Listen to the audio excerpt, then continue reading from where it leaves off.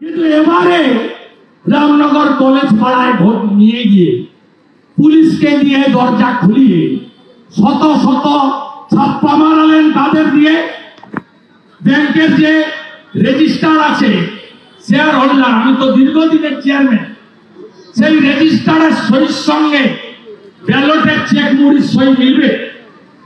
একটা সই মিলাতে পারবেন? মিলবে না। তাই যাদেরকে জোর করে হারানো হয়েছে দিব্যেন্দু সরকাররা, তারা কলকাতা হাইকোর্টে গেছে। হাইকোর্ট সমস্ত কাগজ, সিসিটিভি সুপ্রিম কোর্টের নির্দেশে, আর ব্যালটের চেক মুড়ি আর রেজিস্টার খাতা সব সিজ করেছে। ছাড়া হবে না। আর আপনাদের এতে লাভ হবে না। 22 খাতি লুট করেছেন, খাতি পুরসভা, আমার বাড়ির বুথ লুট করেছেন আপনারা, আপনাদের মুসলমানদের দিয়ে লুট করিয়েছেন পুলিশ সঙ্গে ঢুকে। আমি উইটনেস। তারপরে 24-এ কি হয়েছে? খাতি পুরসভার 21টা ওয়ার্ডে 19টাতেই পদ্ম ফুল ফুটে গেছে। আমাদের প্রার্থী হাজার হাজার ভোটে এগিয়েছে। রামনগরতে হেরে আছেন আপনারা।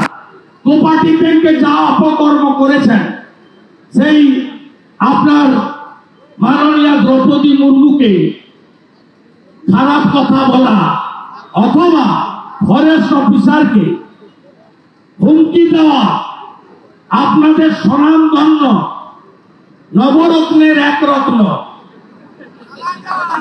প্রাক্তন মন্ত্রী বর্তমান বিধায়ক, তিনি দাঁড়ান আর তার পুত্র দাঁড়ান অথবা মমতার অন্য কোন কর্মচারী দাঁড়ান, 12,000-এ 24-এ হারিয়েছি, 24,000-এ 26-এ হারাবো। এই আসন নরেন্দ্র মোদীর আসন। এই আসন হিন্দুরা ঐক্যবদ্ধ হচ্ছে। এখানে আপনারা কোনো কাজ করেননি। দীঘা তমলুক রেলপথ গনি খান চৌধুরী নারকেল ফাটিয়েছিলেন, নীতিশ কুমারজি উদ্বোধন করেছেন, শিশির বাবুর প্রচেষ্টা ছিল। পরবর্তীকালে এই ফ্লাইওভার দমকল কেন্দ্র যেটুকু হয়েছে বাম আমলে হয়েছে, আপনাদের আমলে হয়নি। আর যেটুকু কাজ হয়েছে এই আলো লাগানো বলুন, রাস্তা করা বলুন, ডিএসডি এর আমলে সব শিশির বাবু চেয়ারম্যানের নেতৃত্বে, তার সভাপতিত্বে হয়েছে। তারপরে 4 বছরে একটা ইটা কোথাও আপনারা পোতেননি, একটা বাল্ব কেটে গেলে লাগাননি, আর রাস্তাঘাট ভেঙে চুরে তছনছ হয়ে গেছে। আপনারা কাজ করেননি, কাজ করতে জানেন না। উল্টে সুশান্ত পাত্রদের মতো, অম্বিকা জানাদের মতো যারা ভাঙা সাইকেল চড়ত, গ্যাটিস লাগানো, টিউব লাগানো সাইকেল, আর বিড়িকে 3 বার নিভিয়ে নিভিয়ে খেত, তারা এখন 100 কোটি, 150 কোটি, 200 কোটির মালিক। কাশপুর মন্দারমণি থেকে শঙ্করপুর হয়ে দীঘা উদয়পুর পর্যন্ত আপনাদের লোকেরা লুট করেছে, আর পরিবারের লোকেদেরকে সাদা খাতায় চাকরি দিয়েছে। রামনগরের কোনো উন্নয়ন হয়নি।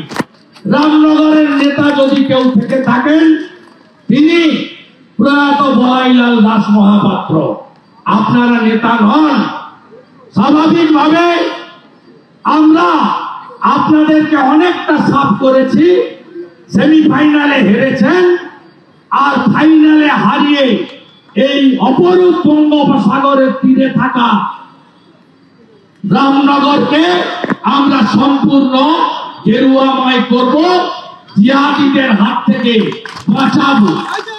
আমাদের ভিডিও ভালো লাগলে লাইক এবং শেয়ার করুন। কমেন্ট সেকশনে গিয়ে জানান আপনাদের মতামত।